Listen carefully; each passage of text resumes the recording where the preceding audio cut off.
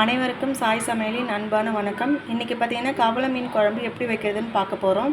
அதுக்கு ஃபஸ்ட்டு பார்த்திங்கன்னா மீன் நல்லா க்ளீன் பண்ணி வச்சுருக்கேன். புளி ஊற வச்சுருக்கேன்.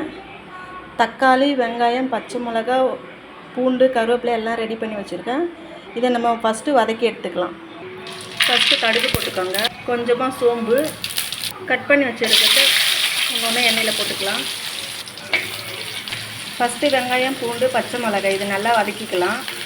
வெங்காயம் நல்லா வதங்கிடுச்சு. இப்போ மஞ்சள்தூள் சேர்த்துக்கோங்க. அடுத்து தக்காளி போட்டுக்கலாம். இதில் கொஞ்சம் கல் உப்பு சேர்த்துக்கோங்க. தக்காளி சீக்கிரமாக வெந்துடும். இந்த மாதிரி மூடி போட்டுருங்க. ஒரு நிமிஷத்துக்கு. நல்லா வெந்திருக்கு. இந்த ஸ்டேஜில் நம்ம மிளகாய் தூள் சேர்த்துக்கலாம். உங்களுக்கு காரம் எவ்வளோ தேவையோ அவ்வளோ சேர்த்துக்கோங்க. இப்போ புளி கரைச்சி வடிகட்டி வச்சு அதை நம்ம சேர்த்துக்கலாம். அடுத்து தண்ணி சேர்த்துக்கோங்க. உங்களுக்கு எவ்வளோ தண்ணி தேவைப்படுமோ அவ்வளோ எடுத்துக்கலாம். தண்ணி சேர்த்து மிக்ஸ் பண்ணியாச்சு. இந்த ஸ்டேஜில் நீங்கள் உப்பு, காரம், புளிப்பு இதை அட்ஜஸ்ட் பண்ணணுன்னாலும் பண்ணிக்கலாம். இப்போ டேஸ்ட் பண்ணி பார்த்துட்டு எது தேவையோ அதை நீங்கள் சேர்த்துக்கோங்க. இப்போ இதை மூடி போட்டு வச்சுருங்க. இது ஒரு பக்கம் கொதிக்கிட்டோம். இப்போ ஒரு தவா எடுத்துக்கோங்க. அது நல்லா சூடாகட்டும். சூடாயிடுச்சு. இப்போ ஒரு ஸ்பூன் அளவுக்கு நம்ம வெந்தயம் எடுத்து கொஞ்சம் பொன்னிறமாக வறுத்துக்கலாம்.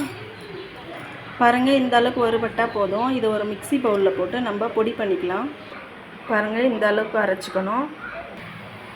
குழம்பு நல்லா கொதிக்குது. இந்த ஸ்டேஜில் நீங்கள் மீன் சேர்த்துக்கோங்க. மீன் சேர்த்தாச்சு. இப்போ ஒரு 5 நிமிஷம் கொதிக்க விடலாம். குழம்பு நல்லா கொதிக்குது.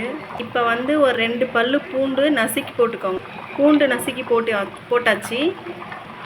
கொஞ்சம் கருவேப்பிலையும் போட்டுக்கோங்க. ஒரு 4 பீஸ் மாங்காய் சேர்த்துக்கலாம். அப்போ தான் அது குழையாது, சாப்பிட நல்லாயிருக்கும். இப்போ அரைச்சி வச்சுருக்க வெந்தய பொடியை சேர்த்துக்கலாம். கொஞ்சமாக சேர்த்துக்கோங்க, இல்லைன்னா கசப்பு அதிகமாக தெரியும். வெந்தய பொடி போட்ட பிறகு ஒரு 2 இல்லை 3 நிமிஷம் நல்லா கொதிக்க விடுங்க. வாசனையாக இருக்கும்.